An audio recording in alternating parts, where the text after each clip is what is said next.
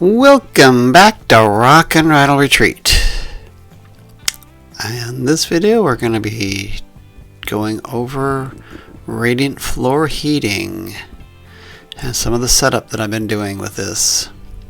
It would be nice to have full power. Okay, to start with, we're in the crawl space and we're going to tack up this line with some staples, which will be going to one of the 7 thermostats. This one's going to go to the basement. We'll see what it's going to go to at the end of the video, but this is some of the things we're doing, is getting in the crawl space and trying to tack up wires and thermostat wire. Oh, man. Now there are going to be 7 thermostats in this system, which means 7 pumps, 7 manifolds. Some are really small, some are kind of large. This one's for the basement. We've already done we've done most of it already. This is the last one. But tacking it up so that it's out of the way has to be done. And this is some of the problems we've run into, is getting it around other electrical wires and connected with the other ones. Like I said, this is all in the crawl space. We don't have full power yet, so I am working with battery operated lights to do this. And we are in the basement in the crawl space, so it is dark. There's a lot of staples being used. Keeps the wires up and out of the way, because there will be radiant pipes on this floor above me throughout the house. We've already put in radiant pipes in the 2 garages and the basement. Okay, so here is one of the pumps being unboxed. Like I said, we have 7 pumps. One of them is a larger pump. The other 6 are smaller pumps, and this is a smaller pump. And it's not easy doing this one-handed either.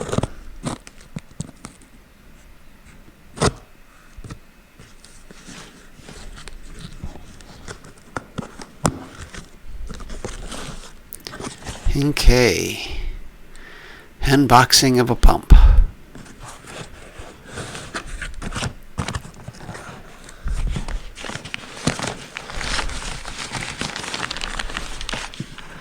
Now these pumps are of course directional, and you want to make sure that you install them with the arrow going the right direction. There's the arrow. And then put it down somewhere where it's not going to fall onto the concrete floors and breaks itself. Because these are cast iron and heavy. Trying to find a flat spot to put it on. There we go. So we need 2 washers and 2 more bolts. Here's the washers they sent. And then 2 more of these bolts. And I bring it over to the rack of all of the big manifold that we got here that holds the pumps.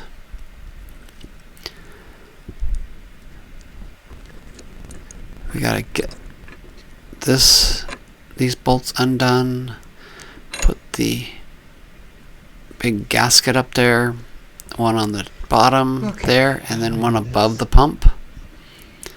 And of course the other bolts go above the pump because this already has bolts here. As you can see, the one on the left, that was how they were shipped. And then I gotta install the pumps, which include another set of bolts and the gaskets. So the gasket goes on the bottom and gasket goes on the other side of the pump, along with those extra bolts to bolt it all in. Now, get that one out of the way. Nothing's been tightened down yet.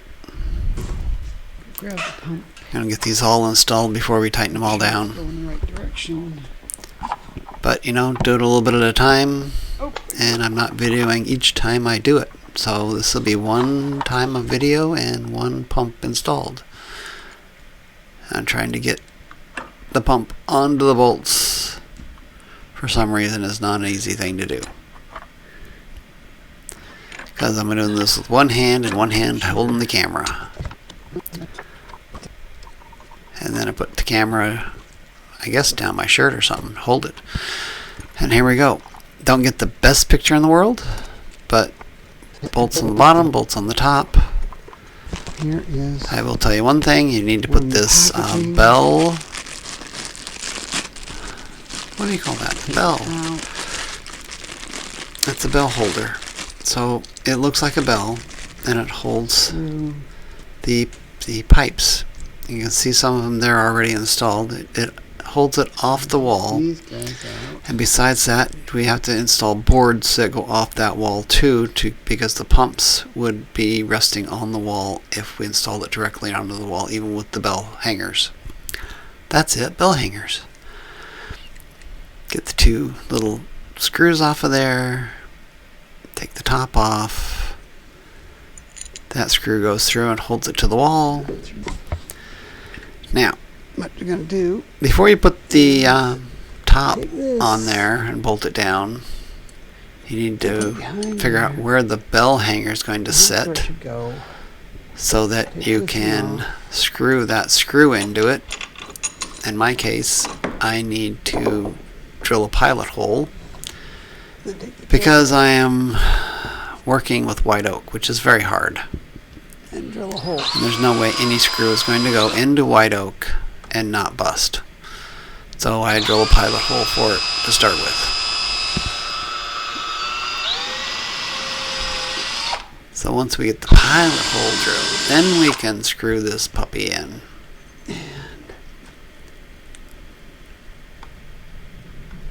And you need this many bell hangers because there's a lot of weight here with the manifold and the pumps all hanging there. And then they're all going to be filled with water and hold PEX lines with water in them also. So it's going to get quite heavy. So you want to make sure you put all the bell hangers in where they're supposed to be, or at least guess where they're supposed to be. Little screws. The instructions did not specify exactly where to put all the bell hangers. It just said that you need to install bell hangers for each pump because it does get heavy. So that's what I'm doing. I'm installing a lot of bell hangers because I got a rack of 7 pumps. That's quite heavy. So there we have all the pumps in. We have one PEX line in. Now we're going to try to put another PEX line in here that goes over to the garage on the north side. So it's going to go through that hole, I'm gonna push one hopefully, through there. And then hook up. Let's see how I do. So in order to get over there, have to go through the crawl space. First, let's get the PEX line in the hole. And it is cold outside. It's cold in there. We are not freezing, at least. But it is cold. So the PEX line is cold. It's not taking its shape very well. It's stiff. Trying to get it in there and then go into the crawl space to get to the other side, to get it out the other side, to get it out to that garage over there. And if you've been with us, we sealed up the crawl space.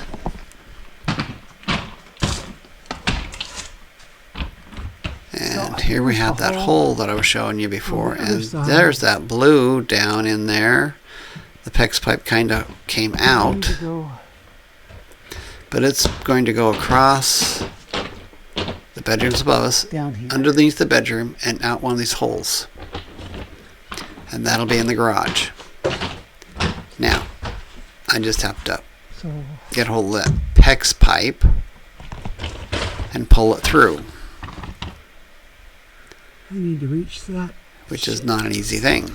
Because there's not a lot of room in there. You can't get up into that cavity that my arm is in right now.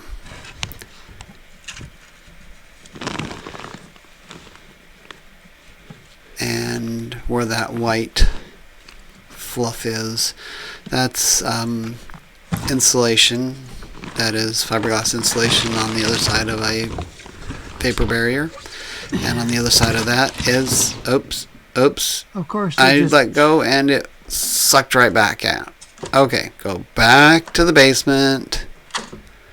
Left you guys sitting here to hopefully help me push it through.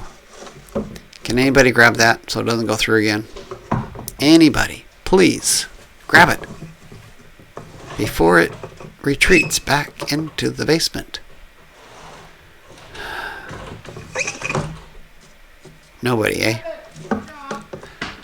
Well, okay. I got it pushed in there and back in here, and there it is. It stayed for a few minutes. Now, don't let go of it and pull it through. Don't let go of it. It'll just go right back in the basement. Okay, and off I go. Travel underneath the basement, not the basement, underneath the bedroom to get this over to the garage. Now, not letting go of this thing. Hang up the work light. Now, this has got to go through one of those holes down there. In we go.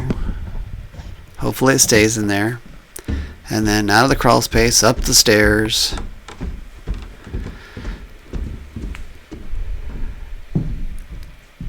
Yeah. And then over to the garage. Round and round we go. And we'll see that if it's actually still out here or not. Alright, there's the manifold for the garage, and there's the blue coming out of there. Finally got it out a little bit, and I'm not sure why I'm taking this tape off. I shouldn't have, but I was thinking I was going to connect it up to that manifold, and I did not. I decided I wanted to not connect it yet. So what I'm going to do, because it is a little marred up on the end, I'm going to cut it off anyhow. So I'm going to put this vice grip on here so it does not retreat back out of the garage into the crawl space into the basement. Pull back out and cut that off. But I'm going to hook it up to that elbow at some point in time to feed that manifold below it, and connect it up into the other area, so that I can have somewhat warm garage. Or warm feet. Okay, back in the basement. That's where it's going through. Tried a couple different things. Next thing to do is these nice smooth. This is no mine. What the heck is that? It's made by Crescent. Vice grips, not vice grips. Channel locks. So they're smooth side channel locks, so they don't mar anything. There's no teeth to mar the plastic. And I've got this plastic elbow, basically for pecs, but it wouldn't actually click into it. And now I got it clicked into. Now I got to bend the pecs to fit in that elbow. To bend this thing. It's another matter. So that it will keep the elbow shape. Because it's cold. Did I tell you it was cold? It doesn't want to bend. Pex doesn't like the cold. Now I wish I had the solar panels hooked up so that I could run the heat gun to warm it all up so it would bend easier. But I don't. And since I don't, it does that. It breaks. That's the problem. So I have to wait till I get They just It's a little bit warmer down here. The solar panel's hooked up. The battery's charged up fully. So I can run the heat gun to get an elbow into this thing so that it will make this corner easier. But in the meantime, life goes on. Let's do this. So right now it's a frickin' spool of PEX, and I don't want to leave it on the spool, so I'm trying to figure out how to cut enough off so I don't leave too much on the end, but I have enough to actually hook it up once I get that bent there and another piece bent here to hook it up.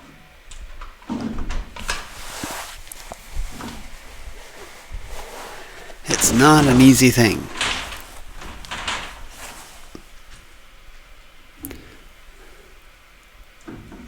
So we'll give it a try.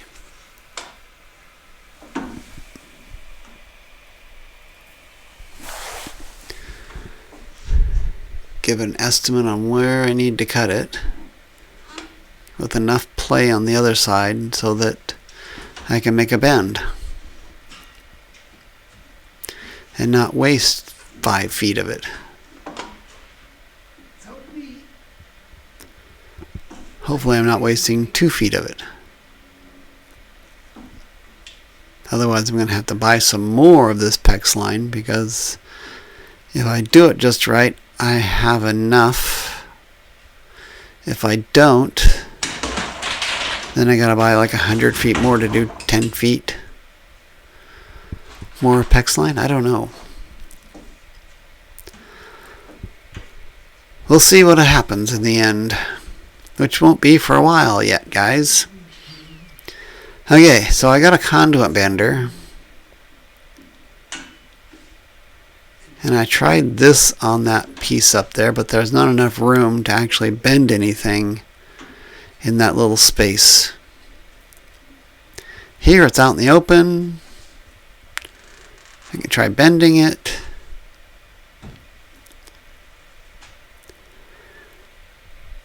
Like I said, the problem is it's cold, and the PEX doesn't like to be cold. At least it didn't kink.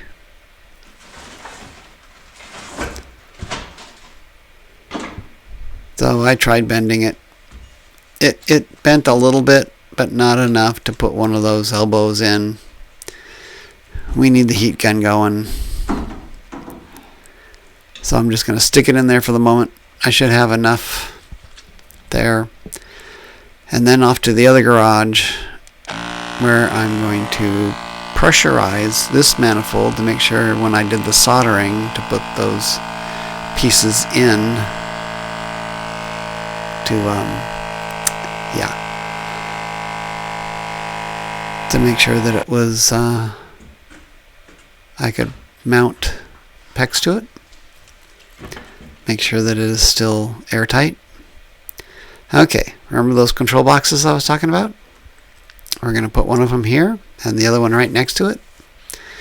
And thank you, GoPro, for not turning on correctly on some of this.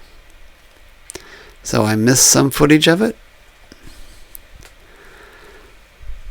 Trying to make sure that it's level for when I put the little screws in, because I'm going to mount it with screws, of course. And of course I've got to pre-drill the holes.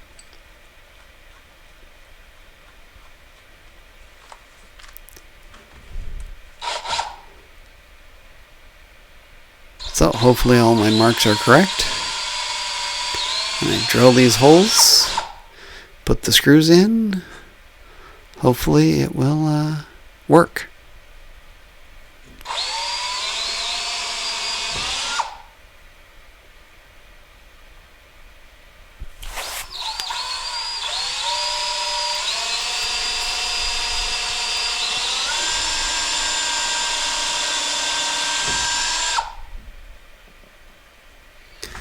That is hardwood. Okay, Couple of screws.